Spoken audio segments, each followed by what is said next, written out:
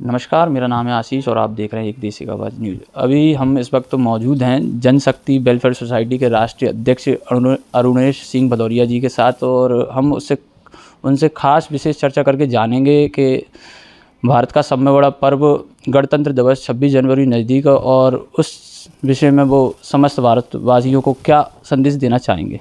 नमस्कार सर आपका। नमस्कार। सबसे पहले आप सभी लोगों को गणतंत्र दिवस की एडवांस में शुभकामनाएं।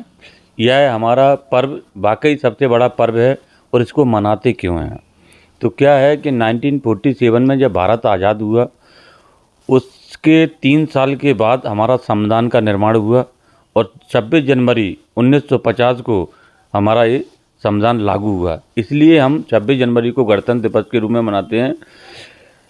लेकिन मैं एक ही चीज़ बताना चाहता हूँ देश की जनता को कि सबको पता कि ये पर्व है, लेकिन क्या कभी किसी ने ये जानने की कोशिश करी कि गणतंत्र दिवस के रूप में जो संविधान लागू हुआ, क्या उस संविधान का फ़ायदा लोगों ने उठाया? तो मैं समझता हूँ कि भीमराव अंबेडकर जी की जितनी तारीफ़ की जाए उतनी कम है, क्योंकि उन्होंने तो एक समरूपता में संविधान में कुछ क्लॉज डाले जिसका लाभ जो दलित वर्ग है या जो पिछड़ा वर्ग है या जो गरीब है उस सबको मिलना चाहिए था, जिसके अंतर्गत right to education, right to health, right to meal, ये सब होने चाहिए थे। लेकिन हो क्या रहा, दुर्भाग्य देश का कि कहीं ना कहीं इसका आरक्षण का जो लाभ है वो मिल जरूर रहा है लेकिन पर्टिकुलर लोगों को मिल करके रुक चुका है। अब वो बेचारा दलित हो, वो कहता है मैं बीटेक हूँ लेकिन लाभ नहीं मिल पा रहा। क्यों?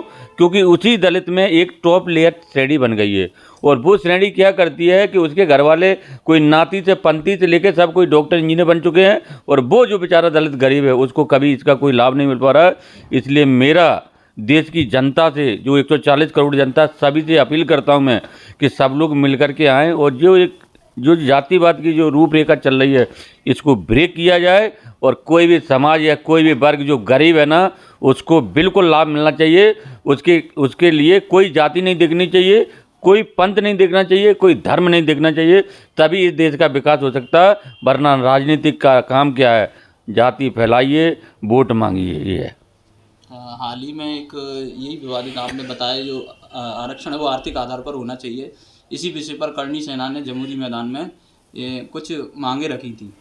एक्चुअली करणी सेना की जो मांगे थी वो मेरे हिसाब से जायज़ हैं, क्योंकि करणी सेना में कुछ एक उपद्रवी लोग थे जिन्होंने कुछ गाली वगैरह दी, वो बिल्कुल नाजायज़ है। किसी को कोई भी अगर संविधान के ऊंच पद पर बैठा है इसका मतलब ये नहीं कि हम उसको गाली दें। लेकिन करणी सेना की मांगे शायद यही थी कि जातिगत आरक्षण को ख़त्म करके इकोनॉमिकली वीक सिस्टम जो सुप्रीम कोर्ट ने लागू किया जनरल कास्ट के लिए, केवल जनरल कास्ट के लिए क्यों होना चाहिए? मैं तो कह रहा हूँ समाज का प्रत्येक वर्ग जो वंचित है, जिसको खाने के पास नहीं है, जिसके लिए खाने को नहीं है, उस पूरे वर्ग को, चाहे वो मुस्लिम हो, हिंदू हो, ईसाई हो, सभी को इस इकोनॉमिकली वीक सिस्टम का लाभ मिलना चाहिए और जातिगत आरक्षण at any how at any cost ख़त्म होना चाहिए।